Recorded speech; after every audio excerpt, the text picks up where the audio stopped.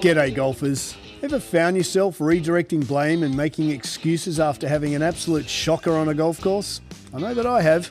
Range was closed, I was a little cold, didn't warm up, I hit it in those 3 old divots. Then we have the podcast for you. We focus on how to fundamentally own your swing. Strike it pure and consistently shoot in the 70s. Be it if you're a weekend hack, retired and playing daily, a school phenom or a tour professional. We present and discuss facts and physics pertaining to golf, trying to keep our ego and opinion at bay. We dispel myths such as keep your head down, bend your knees, or my all-time favourite, game improvement irons. So stop drinking that mythical Kool-Aid and have a sip of ours. I think you'll find it both inspiring and refreshing. I'm Scott Young, founder of Swing, PGA professional and ex-tour player. And together with physical therapist Dr. Sean Joyce, welcome to Pivot the Path. G'day golfers and good morning, SJ. Good morning, everybody. How are we doing this morning, Scott? I'm good. I am still reeling my obliques and my glute medius. That's awesome. Thanks to you. We do group training nearly every morning now, and it's really changing the narrative rather than that Instagram of some fit dude or some guy on PGA Tour. Why don't you tell us kind of how you approach us, because we're all so different. Yeah, well, it's fascinating. I wish there was a blanket statement where it's like we can just approach everything the same, but everyone feels everything so different. Totally. So when we have you in there and you're a bit of an outlier just with your kind of physical makeup, you feel things or find a way to feel the right muscles work in the right range of motion very differently than someone on the other end of the spectrum who's maybe on the stiff, tight side. So we have to adjust, the way I find it easiest. We have a little set list for every single exercise. You got to hit all the little set points, make sure joints are in the right space, then the right muscles can kick on, and then rep it out. I think, so if we compare what we do to, say, a CrossFit as an example, and this is where I believe, and I'm a huge fan of CrossFit. I think it's brilliant, especially for my body type that needs stability. The one problem with CrossFit, and anyone CrossFitting out there, be careful that a lot of the time, the guidance isn't there, and it's go away and do these 7 exercises in 40 minutes. You're going to get your heart rate burning. You're going to do a truckload of weight, and injury occurs when there's no guidance. I mean, Sean is on our backside literally saying, hey, Scott, make sure you pull your glutes back, make sure your pelvis is parallel, make sure you're posteriorly tilting.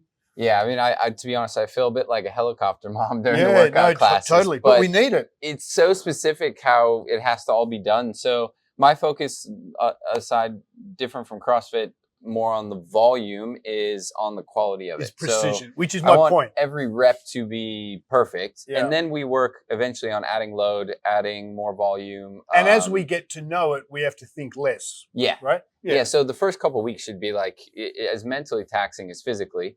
And then by the 8th week, it's like the muscles know what they're doing. Your brain's starting to recognize these patterns. Then we're adding load, we're adding speed.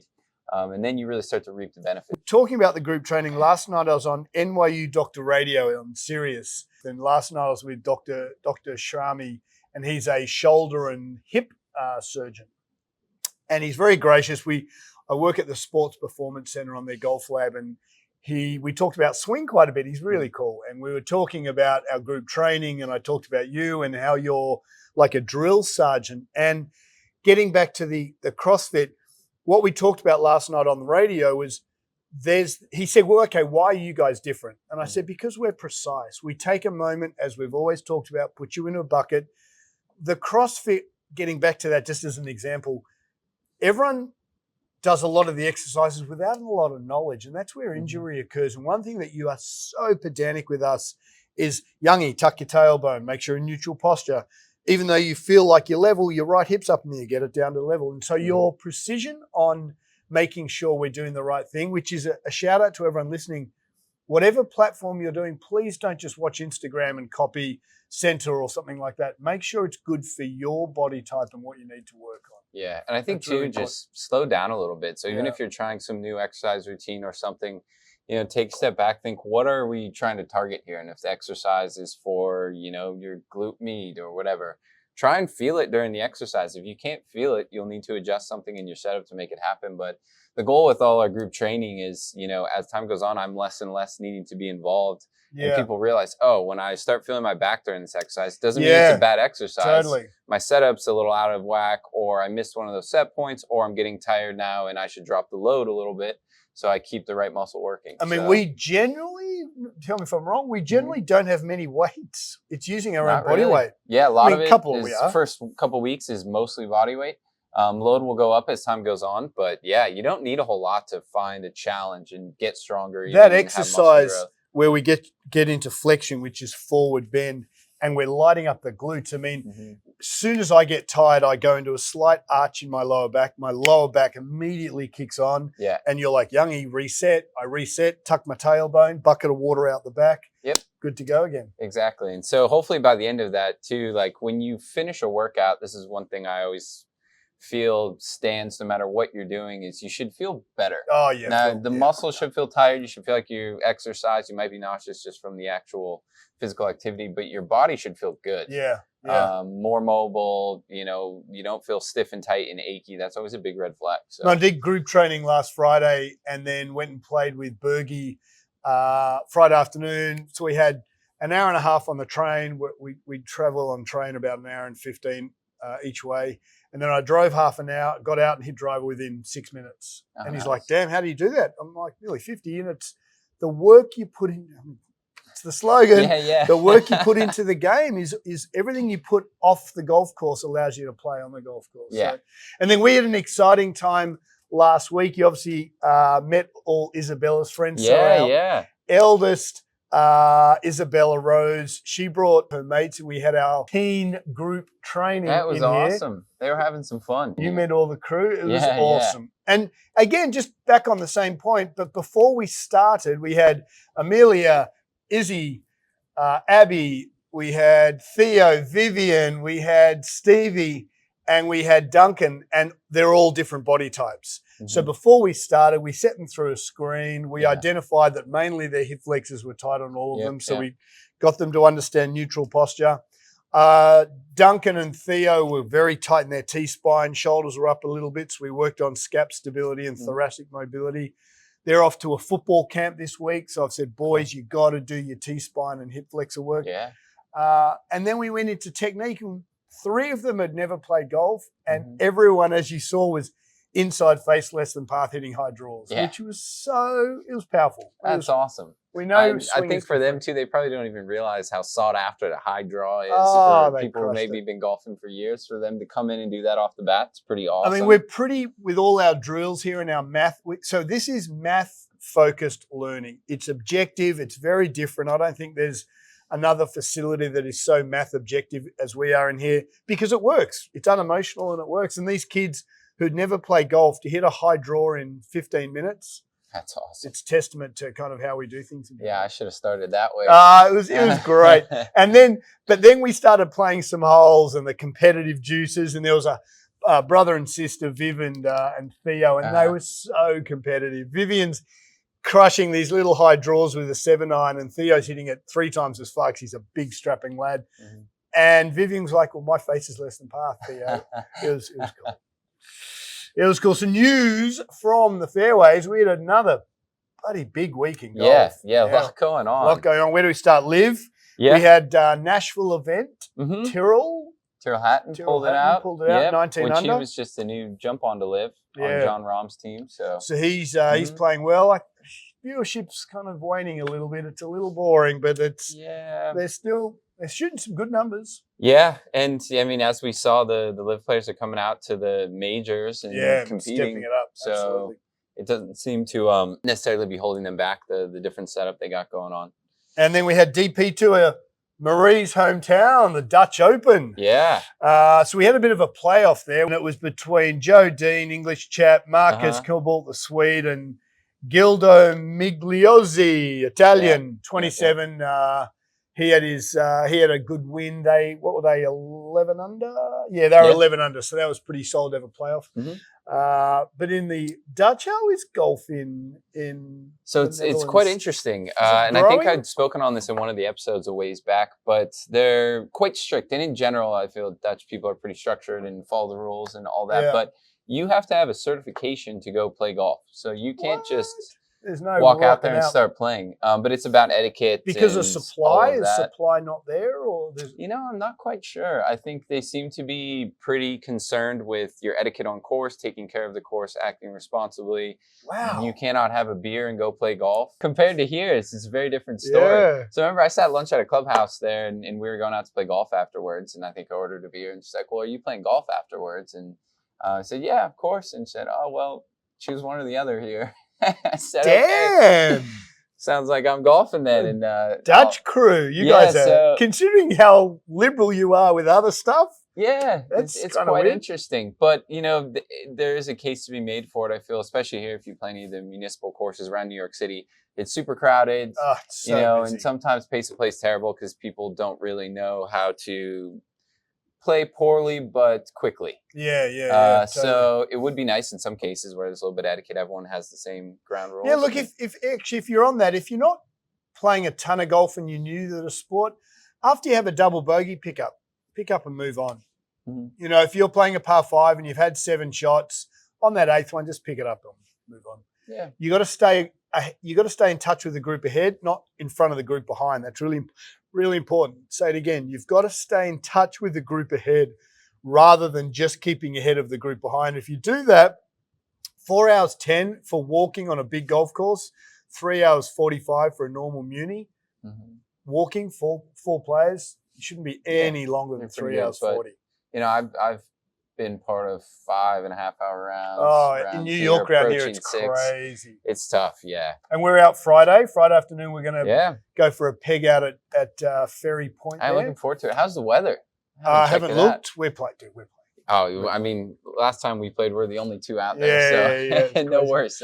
And then we had the LPGA, which was at a course I've played a bit at, Sahalee, and this is really cool. So in Seattle, you can hit Seattle, then fly south where Boeing headquarters is and go play Chambers Bay where they have the US Open. Heard amazing things. Amazing golf course. There's only one tree on the entire property. And after the US Open, it got hammered on media because the greens, they lost the greens a little bit through the event, which was a human error. Yeah. But the golf course was absolutely spectacular. So it's about 40 minutes south of Seattle.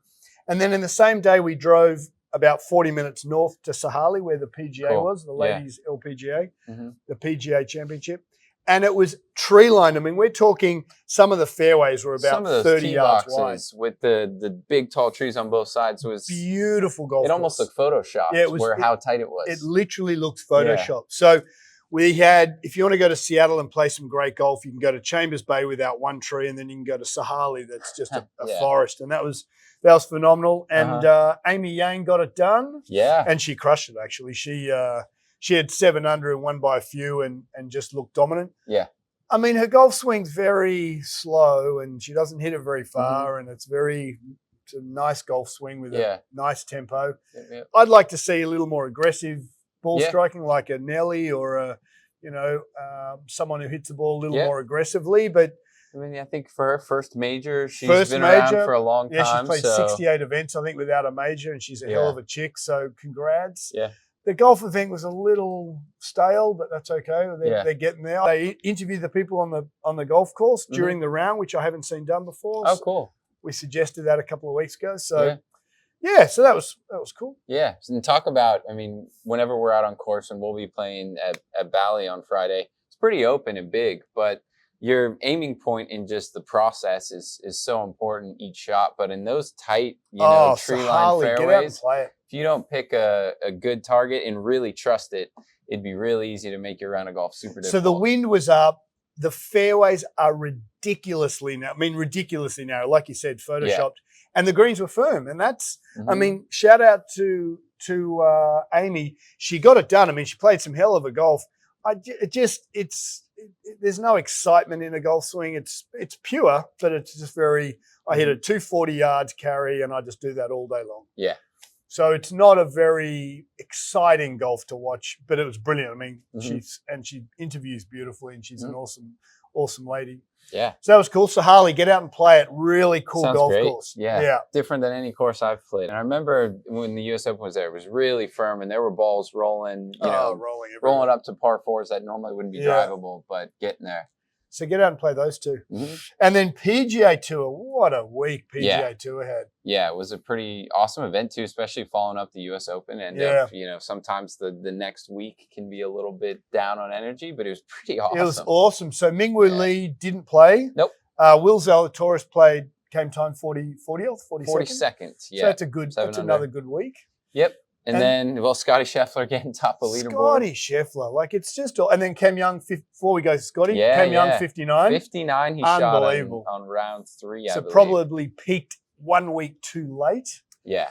But he'll win a major. He was just making everything. Everything. But we were just sitting here talking about Tom Kim as well, and it was awesome to see it go to a playoff, and him and Scottie Scheffler are clearly good friends. Yeah, so good they mates. were them chatting to each other on the playoff hole was kind of fascinating. I thought that was so cool. And we wanted to talk about a little bit of pre-shot routine and just dive into why Scheffler's so unbeatable. Here we've got Tom Kim, who had to hole it, if anyone saw it or missed it, 10-foot putt on 18 to get into a playoff. Yeah. And they had a bit of a hassle with some guys who jumped on the green beforehand. So you have to reset your clock. Now, again, let's tie this back to Rory. They've had some fools who jumped on the green and did a little bit of a display. So then he had to stop, reset the clock. His caddy got involved. Mm-hmm. And then he's holed this 10-foot putt to get in the playoff. And then his adrenaline just goes through the roof. And this is, what we want to talk about. We're going to have a quick little bit of a putt here. My advice with all you guys playing golf and girls is that you've really got to control and set the tone for your attitude. So as the weeks go on and Scheffler keeps piling on the wins, I think it's really important to acknowledge that guy is a mental giant. Mm-hmm. And holding my arm up here for those who are listening, he is just flatline. He does not show any bell curve. He doesn't show an up or a down. He is just motionless. The most we've seen was in the US Open last week. He had some frustration. Like one of the very few times you see him visibly get a little bit jumpy, frustrated. Yeah. But I mean, like last weekend, he just seems in control. Of everything mental on the side of it, which ends up resulting in his ball flights under control as well. I mean, he nearly holed the playoff. So back it up a little. Tommy Kim holds that little 10-footer to make the playoff. His arousal level, we call the arousal level, adrenaline secretion, his tone is through the roof. Much of Days of Tiger. Now we know human psychology, for every bell curve, for every up, there's a down. And we now know that when Tiger used to get up, he had to fuel that dominance, that crowd, that adrenaline. And off the course, he had the same kind of control in his afterlife or after golf experiences. So the point is that for every up, there's a down, whereas Scottie Scheffler, Stefan Edberg, Ivan Lendl, Roger Federer, they're all neutral guys. And so they're pretty neutral off the golf course. They don't have the Tiger Woods peaks and flows. And Scottie is just such a powerhouse of emotional control. Yeah. So then when Tommy Kim hold that putt, he's going through the roof adrenaline-wise, and I call it tone, and his fight or flight kicks in, and Scottie Scheffler's just a train. Cruising along. He says, we're going to play the hole again? I'm going to do the same thing I did last time. And he does the same thing, nearly holes the shot. Tommy just gets it in the bunker, has a fried egg, never going to get up and down. Yeah, that was a tough ending for him there. Chances were low once Scottie was sitting on the green. But we were looking at the stats a little bit, and I know we're going to talk a bit about putting today, but on the week as a whole, Tom Kim had 2 bogeys, hit 91.7, almost 92% of greens in regulation. That's unbelievable. So if he even putts, just consistently almost 2 putt every hole, he's going to have a pretty dang good week. Now, it turns out he made 24 birdies, I believe. So, unbelievable. And I think Scottie Scheffler, a little less on the greens in regulation, but 4 bogeys on the week, 1 eagle, whole bunch of birdies. Just so consistent, this guy. So when you golfers get to the golf course, just before you jump on the track, SJ's shown you how to warm up. We'll talk into how to warm up from a golf point of view, which you've done before. What we're going to do is just explain that you've really got to set the tone. Mhm. You can choose to be that fist pumping guy who's up and down, but we know that's not consistent. But we know that Scottie Scheffler, Stefan Edberg, Ivan Lendl, Roger Federer, this neutral way of being emotionally controlled is so consistent. Yeah. Don't it's really react. powerful. When we had our junior clinic here, Theo is a very talented young sportsman. He could be a very, very, quarterback going places. And he was practicing here in the corner. And every time he hit a bad shot, the theatrics and the drama. And I had a little wager with him. I said, buddy, I'll bet you $5 for the next half an hour you can't react. And he got the $5 and he shut it down. And his performance, even indoors, went through the roof. Interesting. You've got to control your emotional level when you're playing sport, period. Yeah. And so when you go to have that beer, you don't need the beers on the golf course. If you just control your emotional level, arousal, and I call it tone, set the tone of Scottie Scheffler. He will keep winning because he is so in control. Now, we know that his go-to is the Lord, and that's what he believes, and power to you. It's a learned skill.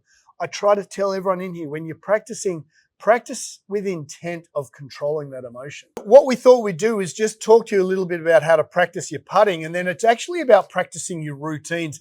It's less about the actual event of putting. We're just using putting as an event, but it's about your pre-shot routine. So should we... So you can have protesters run on the green. Yeah, let's protest. You're going to do Protest the on the green. same thing with your putting every time. So SJ and I do this all the time. So we've got the blast and the mouse hole and the laser. So once you've done your technical work, we've got 5 little semicircles here. Now, this 5 semicircle is to actually simulate what you're doing on a golf course. Now, I've got the blast in because I think everyone should practice with blast and putting.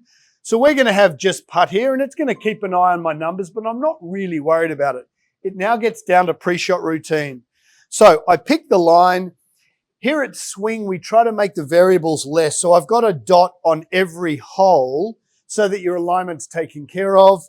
We also have a T-square here just to make sure that the alignment's square. And then it's pre-shot routine. So for me, it's left-hand quadricep. I get my feet pretty square. I close my left shoulder. I close my left eye because I'm right eye dominant. I can't line up. And this all happens within about 3 seconds. Face first, spot, take my stance, left arm on, right arm on. I trace the line from the middle of the hole back and pull the trigger. Now, I'm going to check my math on that. I took it back 1.1 through 1.8. That's pretty good. And all that happens in real time like this. SJ's routine is going to be different to my routine. But please work on your routines, because what you're trying to do is quiet the mind to make sure that you know what you're doing. SJ, what's your putting routine there?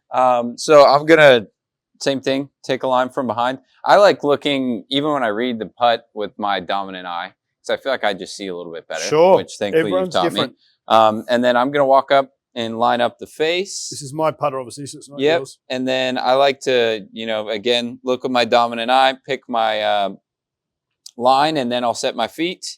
And then for me is not staying too long. So one last look and then back and through. And again, just keep an eye on the numbers. So all blast is showing you is how much you're arcing the putt. I might arc it at 1 degree. Shauno might arc it at 5 degrees. One's not more correct than the other, but a smaller number on blast, the better. But again, this is about pre-shot routine. We want every pre-shot routine to be under about 12 seconds. Quick game's a good game. Look, thanks for listening, golfers. Remember, you can absolutely own your game with the work you put into it off the golf course. And just take every shot the same. Hit your process every time. Give every ball a chance that way. So, all right, beauty, guys. See you next week. Take care. Thanks for listening.